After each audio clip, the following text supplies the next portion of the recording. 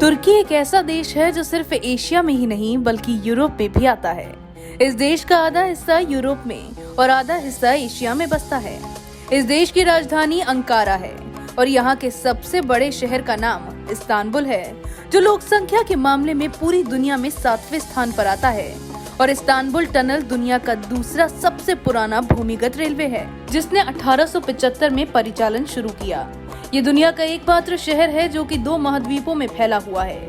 इसका 3% भाग यूरोप और 97% भाग एशिया में आता है। इस देश की प्रमुख भाषा तुर्की है। खास बात तो ये है कि यहाँ के लोगों को यूरेशिया नाम से जाना जाता है। पर्यटक के मामले में ये देश पूरी दुनिया में सबसे छोटा है, लेकिन दुनिया के 7 अजूबों में से 2 तुर्की में ही हैं। ये देश जीडीपी के मामले में पूरी दुनिया में 17वें स्थान पर आता है। यहाँ शराब करीब 4000 साल पहले बनाई जाने लगी थी। आज देश का बियर बाजार पूरी दुनिया में 12वें नंबर पर आता है। इसके अलावा अखरोट का उत्पादन पूरी दुनिया में इसी देश में सबसे ज्यादा किया जाता है। तुर्की में नुआ अर्क नाम की निष्क्रिय ज्वालामुखी है। इस देश में हर साल 150 से ज्यादा पुरातात्विक खोजें होती हैं।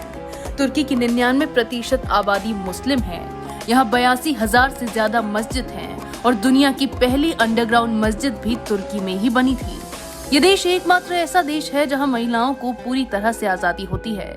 यहाँ की महिलाएं इतनी खूबसूरत होती हैं कि उन्हें दुनिया में सबसे खूबसूरत माना जाता है। मुस्लिम होने के बावजूद भी यहाँ की महिलाएं बाकी मुस्लिम देशों की महिलाओं की तरह अपना चेहरा नहीं ढकती। कई सालों पहले तुर्की की महिलाएं अपने पति को कानूनी रूप से तलाक दे सकती थी यदि वे उन्हें पर्याप्त कॉफी उपलब्ध नहीं कराते। एक दिलचस्प बात ये भी है कि सेंट निकोल्स, जिन्हें लोकप्रिय सांता क्लॉज के रूप में जाना जाता है, उनका जन्म भी तुर्की में ही हुआ था।